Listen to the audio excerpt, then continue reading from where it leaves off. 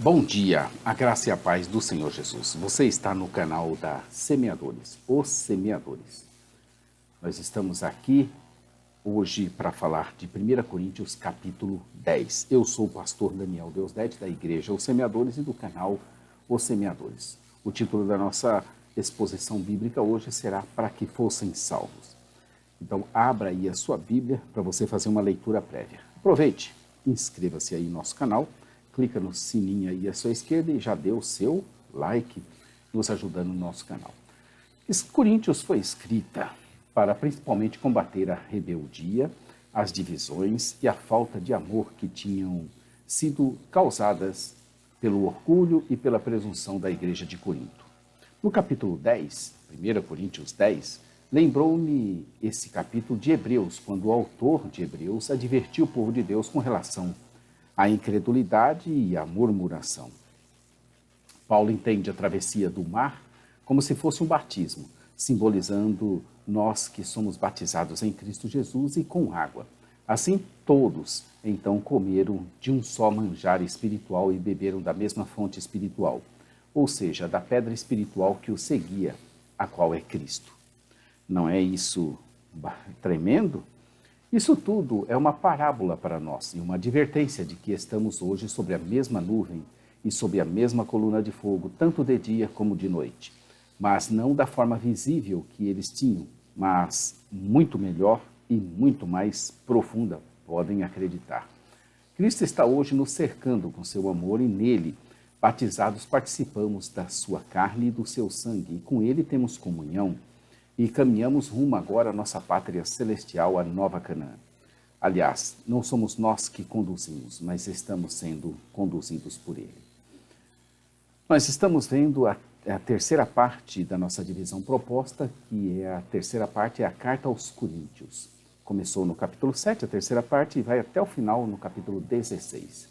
Como dissemos, estamos vendo o que Paulo respondeu às questões levantadas na carta enviada pela igreja de Corinto.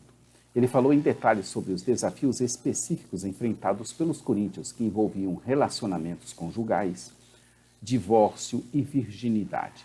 Como dissemos, depois de tratar das questões levantadas pelos da casa de Cloe, nos capítulos 1, 2 e 3, Paulo se volta então para outras questões levantadas pela igreja. Dividimos essa parte também em 6 subpartes. Nós estamos na parte B, que é carne oferecida aos ídolos, que começou no capítulo 8 e vai até o capítulo 11. Então, nós estamos vendo agora essa parte até o capítulo 11, verso 1, conforme já dissemos, estaremos vendo as coisas sacrificadas aos ídolos. A cultura grega era bastante religiosa. A proeminência da idolatria no mercado de Corinto levantava sérias questões relativas à dieta para os cristãos dessa cidade. Assim também, essa subparte nós dividimos em seções, que são as questões centrais, e nós já vimos a autoridade de Paulo, também nós já vimos no capítulo 9, e estamos vendo agora exemplos do Antigo Testamento e depois a conclusão.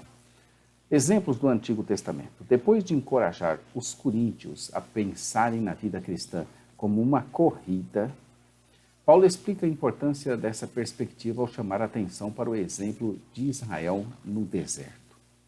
Afinal de contas, continuamos nele, no deserto, fase de transição entre a antiga vida e a nova vida com Cristo, onde acabamos de sair do Egito, ou seja, deixamos o mundo e estamos nos dirigindo à Terra Santa, a Nova Canaã, a Jerusalém Celestial.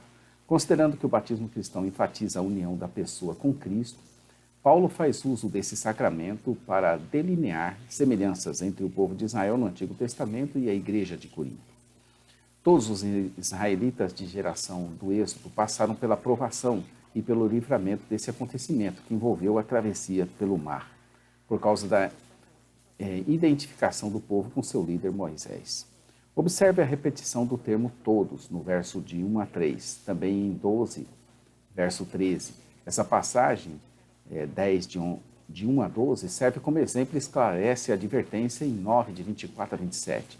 Todos os membros da igreja visível em Corinto foram batizados em Cristo e, portanto, experimentaram o livramento que Deus oferece.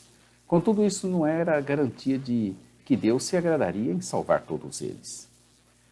Há um estudo teológico, um artigo teológico na Bíblia de Estudo de Genebra, a Igreja Visível e a Invisível, que se encontra lá em 1 Pedro 4. Então, nós recomendamos que você, se possível, tendo essa Bíblia, se não tiver, adquire aqui conosco, faça uma leitura desse artigo muito bom.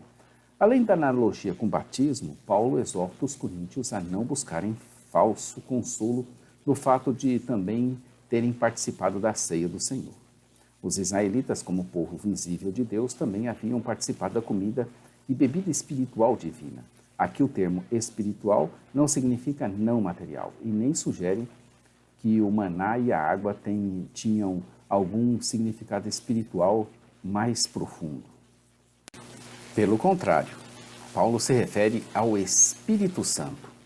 Aqueles israelitas foram privilegiados por receber alimento sobrenatural fornecido pelo Espírito Santo, assim como a igreja é nutrida pelo Espírito Santo na ceia do Senhor. E a pedra era Cristo, ou seja, no Antigo Testamento, Deus geralmente é comparado a uma pedra, pois ele é a pedra de Israel. Ezequiel falou sobre água fluindo do templo, o lugar do trono, o relógio de Deus na terra após a restauração do exílio. A pedra fornecia água para Israel durante o êxodo, se encaixa assim na tipologia de realeza. Nesse sentido, Paulo via na pedra que fornecia água no deserto uma demonstração da majestade de Deus e do cuidado pelo seu povo. Por analogia, essa pedra prefigurava Jesus, o Rei definitivo e vivificador. Paulo está exortando os coríntios da severidade do fato de estarmos em Cristo, e toda a história tinha acontecido como exemplo para nós. No grego, esse termo exemplos está relacionado à palavra portuguesa tipo, bem como nos versos 11. Os acontecimentos do Êxodo mencionados aqui representam uma palavra de livramento que corresponde à libertação que Jesus trouxe para o seu povo. Podemos sintetizar esses acontecimentos, versos 6 aos 11. Eles cobiçaram coisas más, eles foram idólatras, assentaram-se para comer e beber e depois se levantaram para se entregar à farra, praticaram a imoralidade. Consequência, 23 mortos caíram num só dia. Colocaram o Senhor à prova, consequência, mortos por aquelas serpentes. E ainda queixaram-se e murmuraram desenfreadamente. Consequência, foram mortos pelo anjo destruidor. O que tinha acontecido tinha atingido aquele povo, daquela época. Mas isso atinge, de certa forma, nós também, pois que era chegado o fim dos tempos, ou que é chegado o fim dos tempos, verso 11. Essa declaração mostra a convicção de Paulo de que ainda de Cristo inaugurou os últimos dias, o período em que as promessas do Antigo Testamento passaram a se cumprir.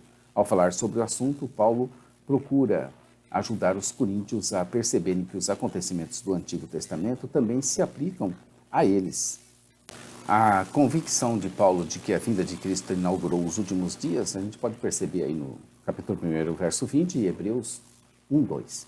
Esses acontecimentos também sugerem que, considerando sua posição privilegiada, os coríntios deveriam ter percebido a responsabilidade que eles tinham diante de Deus. Aqui também nós temos um artigo teológico recomendado pela Bíblia de Estudo de Genebra, lá em Hebreus 7, que se chama O Plano das Eras. Vale a pena você ler e você se aprofundar nesse assunto. Adquira conosco a Bíblia de Estudo de Genebra. Paulo entendia, aqui nas Semeadores, que aqueles que estivessem firmes deveriam se cuidar muito para não cair. Também as provações nunca foram superiores às forças para vencê-las, pelo contrário, Deus sempre proveu livramento. Esse versículo bastante conhecido tem sido muito útil para encorajar cristãos que estão enfrentando tentações. Contudo, os cristãos devem perceber que, na verdade, as palavras de Paulo trazem, além de encorajamento, exortação.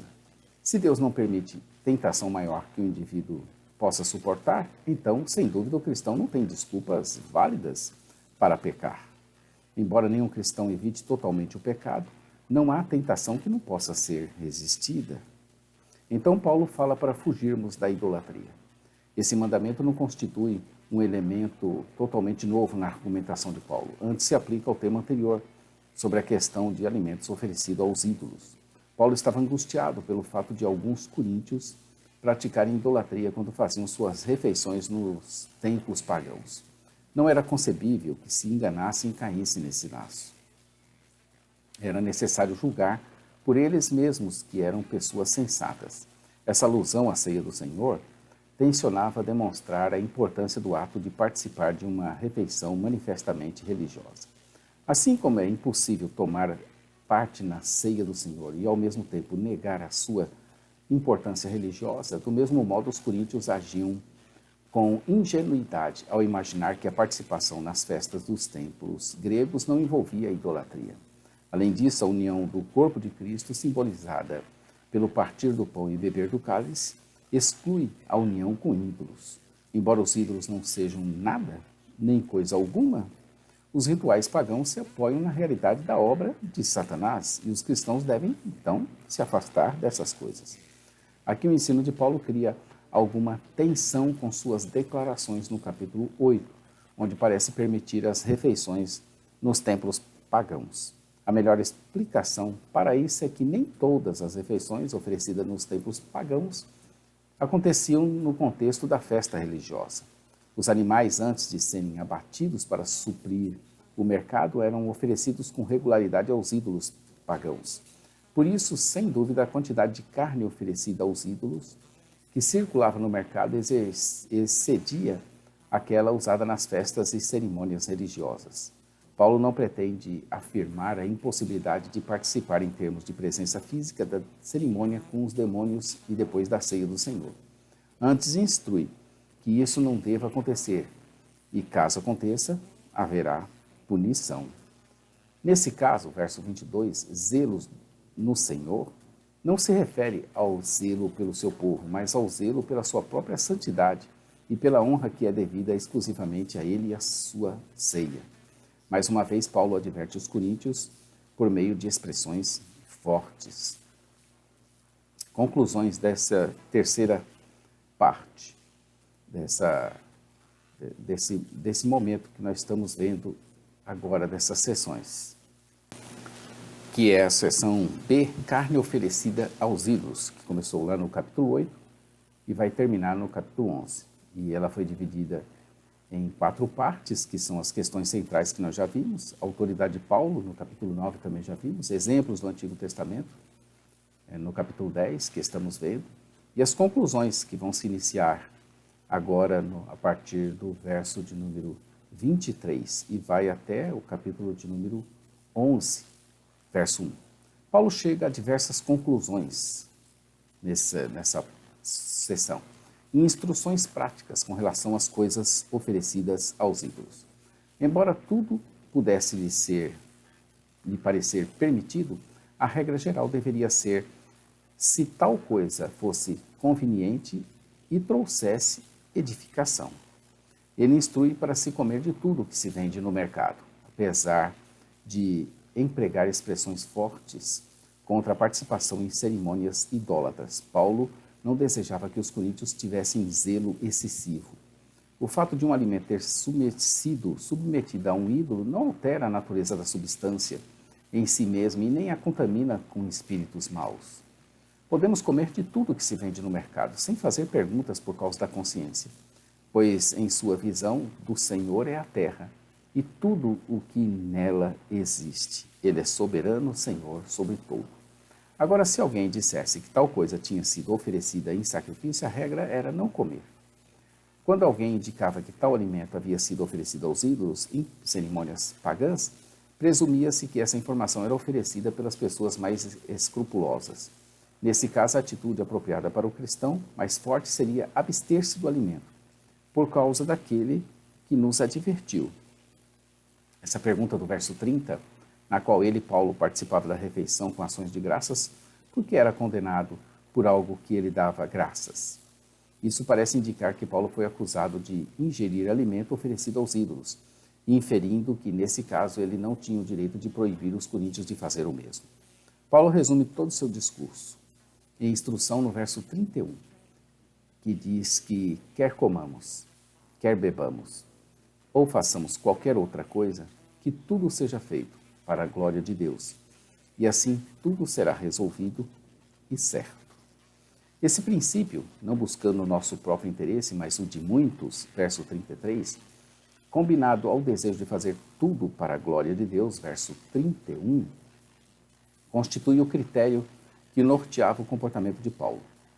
Sabem para o quê? Para que fossem salvos, verso 33. Na verdade, esse também é o princípio do amor cristão, que não procura ou não deve procurar os seus próprios interesses. O capítulo 10 começa: Ora, irmãos, não quero que ignoreis que nossos pais estiveram todos sob a nuvem e todos passaram pelo mar. E o último versículo do capítulo 10 é o 33. Assim como também eu procuro em tudo ser agradável a todos, não buscando o meu próprio interesse, mas o de muitos, para que sejam salvos. Sendo assim, já que estamos como nossos irmãos no deserto, não devemos ser como a maioria deles foram e ficaram e pereceram no deserto por causa do quê? Da incredulidade e da murmuração. Não há tempo para brincarmos com o pecado. Essa é a realidade. Então, nós concluímos o capítulo 10, amanhã estaremos com o capítulo 11. Sede meus imitadores, como eu sou de Cristo. Você pode dizer isso, pastor? Amanhã, capítulo 11. Inscreva-se aí no nosso canal, clica aí no sininho à sua esquerda e dê seu like aí para ajudar nosso canal.